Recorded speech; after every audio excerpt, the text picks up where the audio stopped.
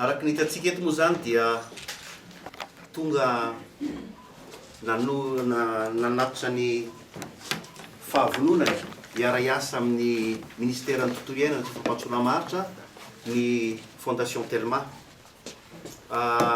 Tsapany zao fa lehibe dia lehibe ny atao hoe tontolo iainana sy fikajiana ny tontolo iainana mba ahafahantsika mamela amin'ny taranakitsika tontolo iainana tsara ivelomana.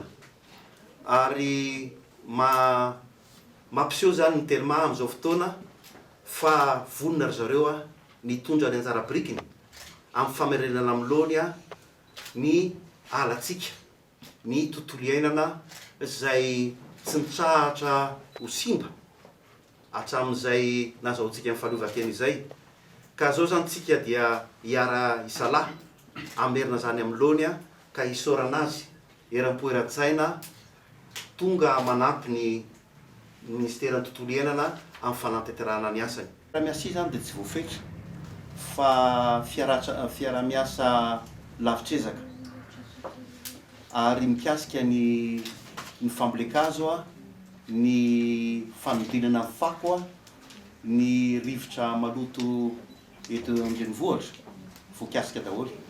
L'éducation environnementale zany dia fanalebiazana amin'ny mpiara-monitsika amin'ny alalan'ny ainy aman-jery, radio, télévision, amin'ny gazety, dia ny fampidirana an'izany hatrany fotony any amin'ilay communauté villageoise zany, fanentanana izy ireo hoe kajo ny tontolo iainana fa ny tontolo iainana no maha-olombelona atsika moa zany. Les gestion de déchets moa zany dia efa manana ny tetikasa ny ministera ny tontolo iainana sy fampahasolamaritra amin'ity taonitsika dia efa mametraka ny vato fehizoro amin'ny centre de déchets fanodinana amin'ny fako moa zany anankitelo, ray ery Manandrina, ny ray any Tamatavy dia ny ray any Diego Suarez. Dia tsika moa zany manao ny unité zany ny trano ny mamila rehetrarehetra ao fa mety ho avy koa zany ny Telma amin'ny fanampinantsika arabola amin'ny fanodinana azy.